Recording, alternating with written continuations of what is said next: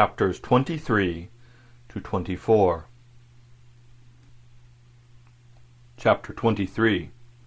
The Ebb Tide Runs. The Coracle, as I had ample reason to know before I was done with her, was a very safe boat for a person of my height and weight, both buoyant and clever in a seaway. But she was the most cross-grained, lopsided craft to manage. Do as you please, she always made more leeway than anything else, and turning round and around was the manoeuvre she was best at. Even Ben Gunn himself has admitted that she was quare to handle till you knew her way. Certainly, I did not know her way. She turned in every direction but the one I was bound to go. The most part of the time we were broadside on, and I am very sure I never should have made the ship at all but for the tide. By good fortune, paddle as I please, the tide was still sweeping me down, and there lay the Hispanola right in the fairway, hardly to be missed. First she loomed before me like a blot of something yet blacker than darkness. Then her spars and hull began to take shape, and the next moment, as it seemed, for the further I went the brisker grew the current of the ebb, I was alongside of her hawser and had laid hold. The hawser was as taut as a bowstring, and the current so strong she pulled upon her anchor. All around the hull in the blackness the rippling current bubbled and chattered like a little mountain stream. One cut with my sea-gully and the Hispanola would go humming down the tide. So far so good, but it next occurred to my recollection that a taut hawser, suddenly cut, is a thing as dangerous as a kicking horse. 10 to 1, if I were so foolhardy as to cut the Hispanola from her anchor, I and the Coracle would be knocked clean out of the water. This brought me to a full stop, and if fortune had not again particularly favoured me, I should have had to abandon my design. But the light airs which had begun blowing from the south-east and south had hauled round after nightfall into the south-west. Just while I was meditating, a puff came, caught the Hispanola and forced her up into the current, and to my great joy I felt the hawser slacken in my grasp, and the hand by which I held it dip for a second under water. With that I made my mind up, took out my gully, opened it with my teeth, and cut one strand after another till the vessel swung only by 2.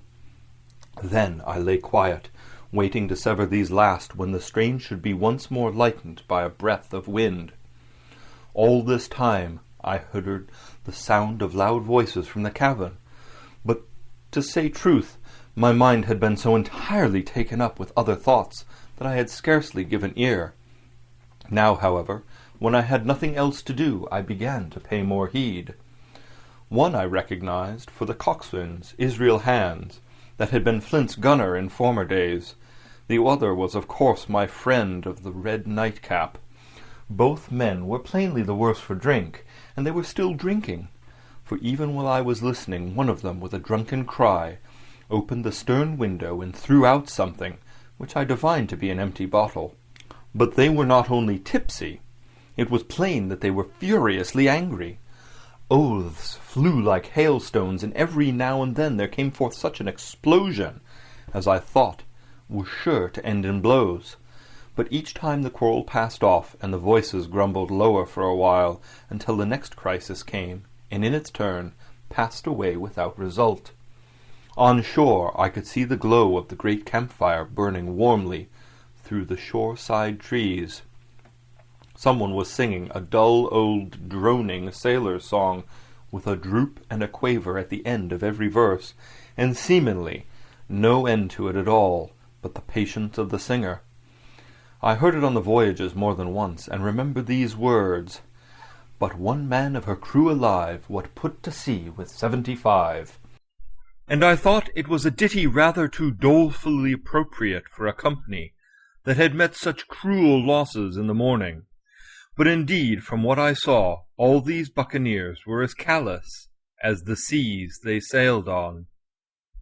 At last the breeze came, the schooner sidled and drew nearest in the dark. I felt the hawser slacken once more, and with a good tough effort cut the last fibres through. The breeze had but little action on the Coracle, and I was almost instantly swept against the bows of the Hispanola. At the same time, the schooner began to turn upon her heel, spinning slowly end for end across the current. I wrought like a fiend, for I expected every moment to be swamped, and since I found I could not push the Coracle directly off, I now shoved straight astern. At length I was clear of my dangerous neighbour, and just as I gave the last impulsion, my hands came across a light cord that was trailing overboard, across the stern bulwarks. Instantly I grasped it. Why I should have done so I can hardly say. It was at first mere instinct, but once I had it in my hands, and found it fast, curiosity began to get the upper hand, and I determined I should have one look through the cabin window. I pulled in hand over hand on the cord, and when I judged myself near enough, rose at infinite risk to about half my height, and thus commanded the roof and a slice of the interior of the cabin. By this time the schooner and her little consort were gliding pretty swiftly through the water. Indeed, we had already fetched up level with the campfire. The ship was talking, as sailors say, loudly, treading the innumerable ripples with an incessant weltering splash, and until I got my eye above the window-sill I could not comprehend why the watchman had taken no alarm. One glance, however, was sufficient, and it was only one glance that I durst take from that unsteady skiff. It showed me Hans and his companions locked together in deadly wrestle, each with a hand upon the other's throat. I dropped upon the thwart again, none too soon, for I was near overboard. I could see nothing for the moment but these two furious and crimson faces swaying together under the smoky lamp, and I shut my eyes to let them grow once more familiar with the darkness. The endless ballad had come to an end at last, and the whole diminished company about the campfire had broken into the chorus I had heard so often. 15 men on a dead man's chest, yo-ho-ho, and a bottle of rum. Drink and the devil had done for the rest, yo-ho-ho, and a bottle of rum. I was just thinking how busy drink and the devil were at that very moment in the cabin of the Hispanola when I was surprised by a sudden lurch of the Coracle. At the same moment she yawed sharply and seemed to change her course. The speed in the meantime had strangely increased. I opened my eyes at once. All around me were little ripples, combing over with a sharp bristling sound and slight phosphorescence. The Hispanola herself, a few yards in whose wake I was still being whirled along, seemed to stagger in her course, and I saw her spars toss a little against the blackness of the night. Nay, as I looked longer, I made sure she was also wheeling to the southward. I glanced over my shoulder, and my heart jumped against my ribs. There, right behind me, was the glow of the campfire. The current had turned at right angles, sweeping round along with it the tall schooner and the little dancing Coracle. Ever quickening, ever bubbling higher, ever muttering louder, it went spinning through the narrows for the open sea. Suddenly the schooner in front of me gave a violent yaw, turning, perhaps, through 20 degrees, and almost at the same moment one shout followed another from on board. I could hear feet pounding on the companion ladder, and I knew that the two drunkards had at last been interrupted in their quarrel and awakened to a sense of their disaster. I lay down flat in the bottom of that wretched skiff and devoutly recommended my spirit to its Maker. At the end of the straits I made sure we must fall off into some bar of raging breakers, where all my troubles would be ended speedily, and though I could perhaps bear to die, I could not bear to look upon my fate as it approached. So I must have lain for hours, continually beaten to and fro upon the billows, now and again wetted with flying sprays, and never ceasing to expect death at the next plunge. Gradually weariness grew upon me, a numbness, an occasional stupor fell upon my mind even in the midst of my terrors, until sleep at last supervened, and in my sea-tossed coracle I lay and dreamed of home and the old Admiral Benbow. End of chapter 23. Chapter 24. The Cruise of the Coracle. It was broad day when I awoke and found myself tossing at the southwest end of Treasure Island. The sun was up, but was still hid from me behind the great bulk of the spyglass, which on this side descended almost to the sea in formidable cliffs. Haulbowline Head and Mizzenmast Hill were at my elbow, the hill bare and dark, the head bound with cliffs 40 or 50 feet high and fringed with great masses of fallen rock.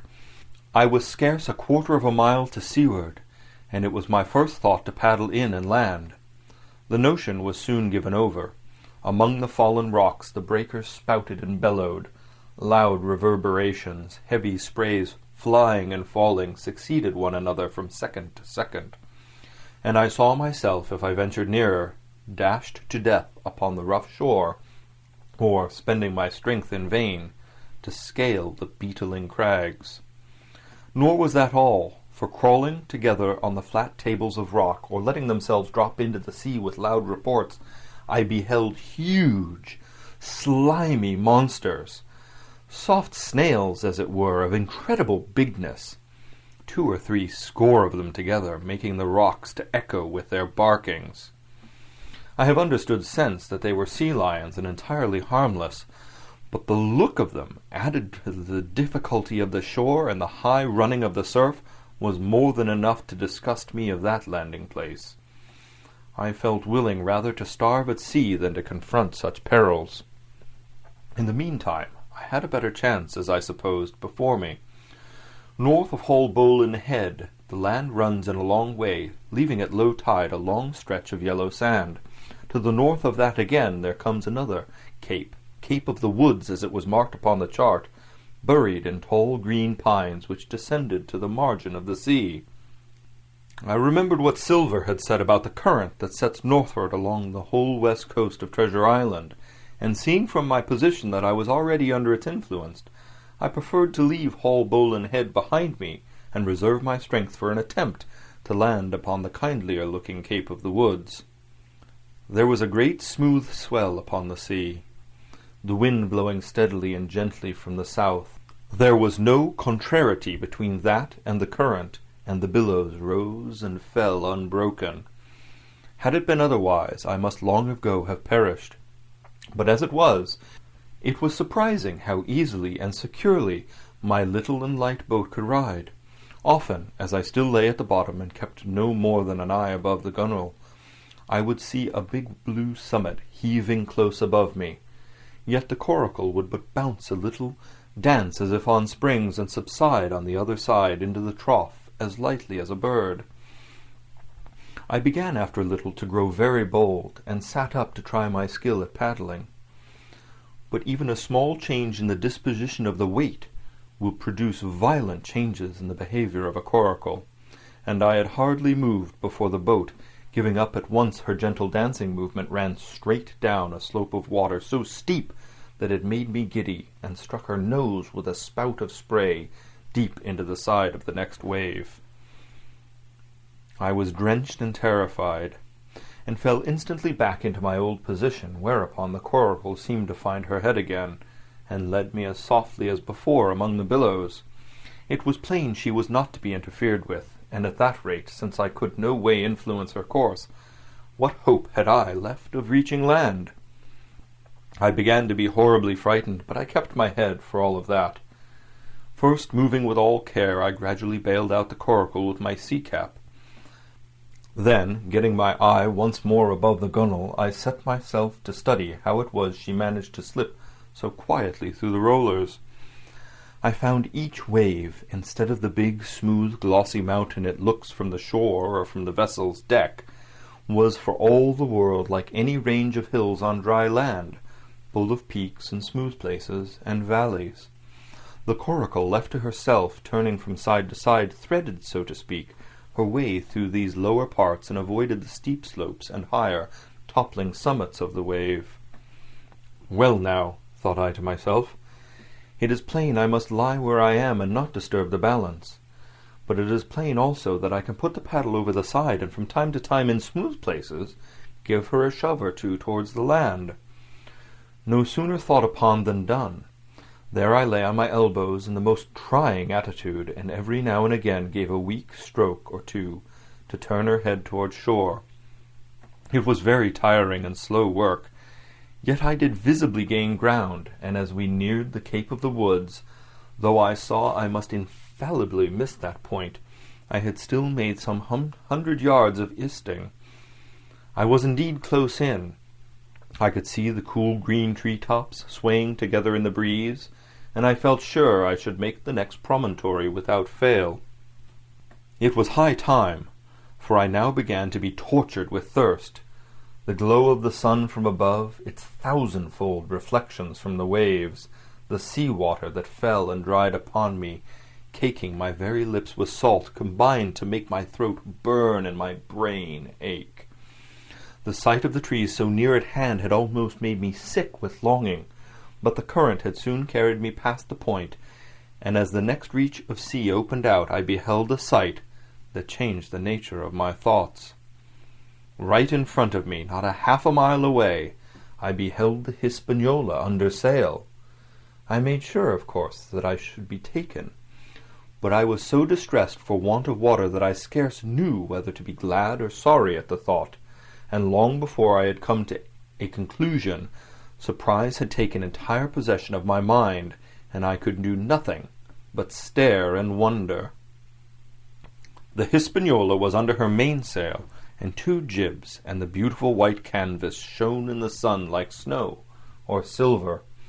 When I first sighted her, all her sails were drawing, and she was laying a course about northwest, and I presumed the men on board were going around the island on their way back to the anchorage.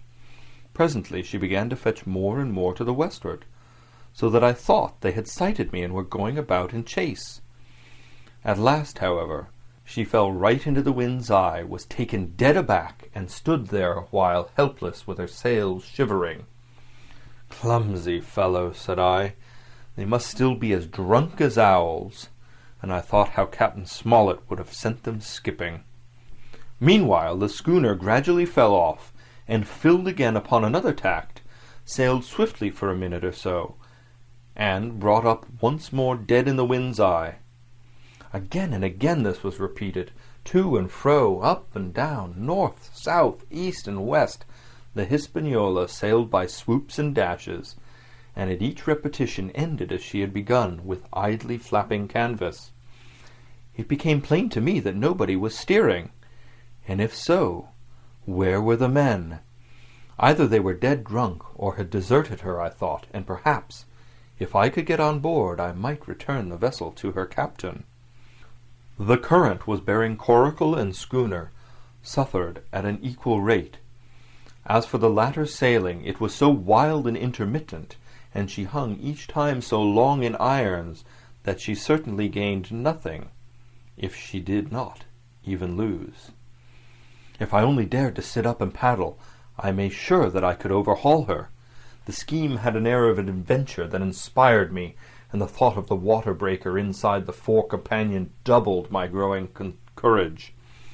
Up I got, was welcomed almost instantly by another cloud of spray, but this time stuck to my purpose and set myself with all my strength and caution to paddle after the unsteered Hispanola. Once I shipped a sea so heavy that I had to stop and bail, with my heart fluttering like a bird, but gradually I got into the way of the thing, and guided my coracle among the waves, with only now and then a blow upon her bows and a dash of foam in my face. I was now gaining rapidly on the schooner.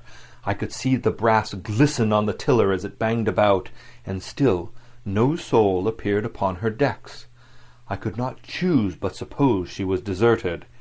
If not, then the men were lying drunk below, where I might batten them down perhaps, and do what I chose with the ship. For some time she had been doing the worst thing possible for me, standing still. She headed nearly due south, yawing, of course, all the time. Each time she fell off, her sails partly filled, and these brought her in a moment right to the wind again. I have said this was the worst possible thing for me, for helpless as she looked in this situation, with the canvas cracking like cannons and the blocks trundling and banging on the deck, she still continued to run away from me. not only with the speed of the current, but by the whole amount of her leeway, which was naturally great. But now, at last, I had my chance.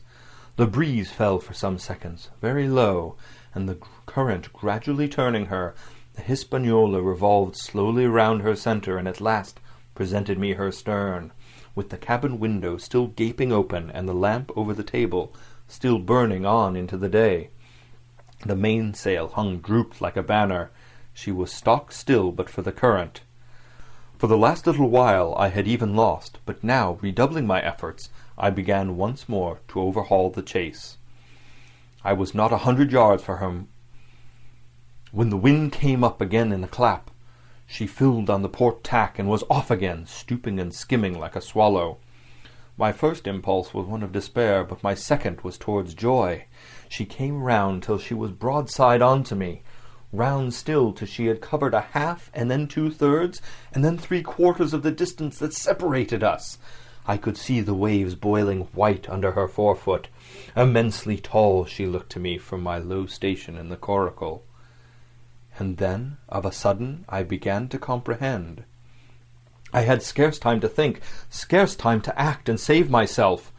I was on the summit of one swell when the schooner came stooping over the next. The bowsprit was over my head. I sprang to my feet and leaped, stamping the Coracle under water. With one hand I caught the jib-boom while my foot was lodged between the stay and the brace, and as I still clung there panting, a dull blow told me that the schooner had charged down upon and struck the Coracle, and I was left without retreat on the Hispanola. End of chapter 24.